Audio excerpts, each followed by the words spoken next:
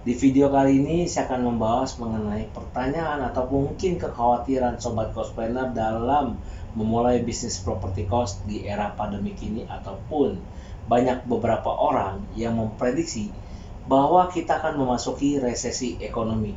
Lalu bagaimana pengaruhnya terhadap bisnis properti kos? Karena bisnis properti kos memiliki beberapa hal yang bisa membuat resesi ekonomi yang diprediksi ini bisa kita lampaui melalui bisnis properti kos. Kalau Bapak Ibu merasa bisnis properti kos ini tidak tahan resesi ekonomi, maka aset yang Bapak Ibu punya, Bapak Ibu bisa rubah ataupun menggantinya dengan bisnis yang lainnya.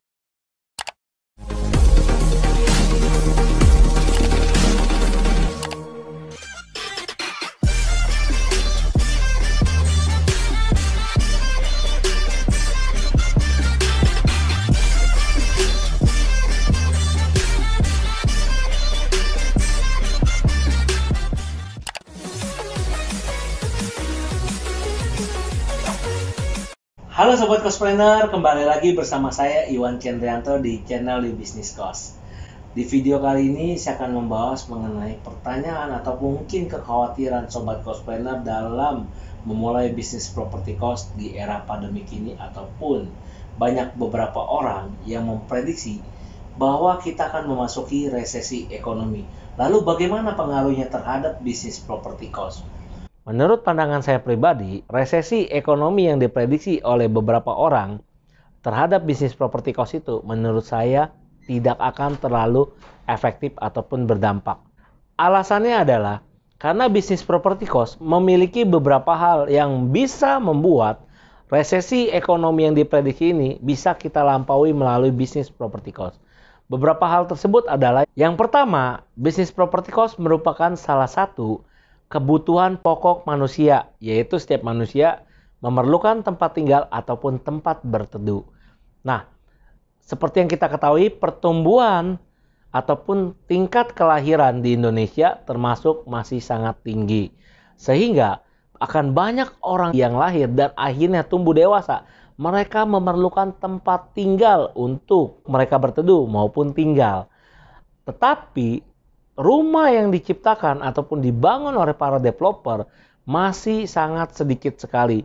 Sehingga bisnis properti kos ini akan bisa membantu dan mendukung program pembangunan rumah untuk para orang-orang ataupun new milenial yang akan nantinya bertumbuh. Kemudian yang kedua, seperti yang kita ketahui, banyak sekali para pendatang maupun pekerja yang datang dari luar kota pindah ke kota satunya lagi ataupun pindah ke kota lain untuk mencari pekerjaan. Dan mereka tidak akan langsung membeli rumah ataupun apartemen di tempat mereka bekerja. Sehingga mereka kan memerlukan sebuah tempat tinggal yang menjadi alternatif ataupun menjadi solusi, yaitu salah satunya adalah mereka mencari kamar kos. Dan kamar kos ini bisa menjadi sebuah target market baru, yaitu untuk kalangan pekerja maupun karyawan yang datang dari luar kota. Nah, yang ketiga, Bapak Ibu juga mengetahui bahwa begitu banyak saat ini kampus yang beredar ataupun kampus yang didirikan, di mana target marketnya mereka adalah orang-orang dari luar kota. Sehingga apabila Bapak Ibu membangun kos-kosan di area kos-kosan ataupun universitas, itu akan bisa membantu program ataupun membantu asrama dari kosan mereka yang tidak bisa menampung lagi mahasiswa maupun mahasiswi baru, bisa bertempat tinggal ataupun menempati kos-kosannya Bapak Ibu. Hal ini membuat bisnis properti kos menurut saya akan bisa melalui resesi ini. Seperti yang pernah saya bahas di video sebelumnya mengenai bagaimana kita survival di masa COVID-19 ini. Jika Bapak Ibu belum menonton video tersebut, Bapak Ibu bisa klik link di atas untuk menonton atau bisa mencarinya di channel YouTube You Business Kos. Jadi menurut saya pribadi, pendapat saya adalah bisnis properti kos sudah ada sejak dari 80 tahun yang lalu. Ya mungkin lebih, karena nenek saya baru berumur 80 tahun. Dan dari zaman nenek saya, bisnis kos itu sudah ada. Dan sampai hari ini masih berjalan sampai saat ini. Udah melalui kerusuhan tahun 98, bisnis kos sudah ada.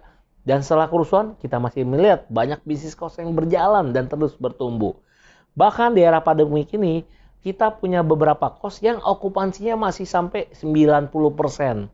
Di mana berarti kos-kosan ini masih banyak peminatnya Bapak Ibu. Dibandingkan Bapak Ibu berbisnis atau investasi di investasi yang tidak jelas. Kalau di bisnis properti kos, Bapak Ibu minimal masih memiliki aset tanah maupun rumahnya. Sehingga yang Bapak Ibu pegang adalah asetnya. Kalau Bapak Ibu merasa bisnis properti kos ini tidak tahan resesi ekonomi, maka aset yang Bapak Ibu punya, Bapak Ibu bisa rubah ataupun menggantinya dengan bisnis yang lainnya. Tentunya pastikan dulu lokasinya bisa mendukung bisnis yang akan Bapak Ibu ganti. Saya Iwan Kendrianto, sekian dulu video dari saya. Sampai jumpa di video berikutnya. Jangan lupa, apabila Bapak Ibu merasa channel ini bermanfaat, silakan subscribe untuk mensupport kita agar bisa kami membuat lebih banyak video untuk Bapak Ibu. Dan jangan lupa, share juga video ini agar lebih banyak sobat cospreneur di luar sana yang mengetahui channel YouTube You Business Coach. Sampai jumpa di video berikutnya. Sehat dan sukses selalu. See you.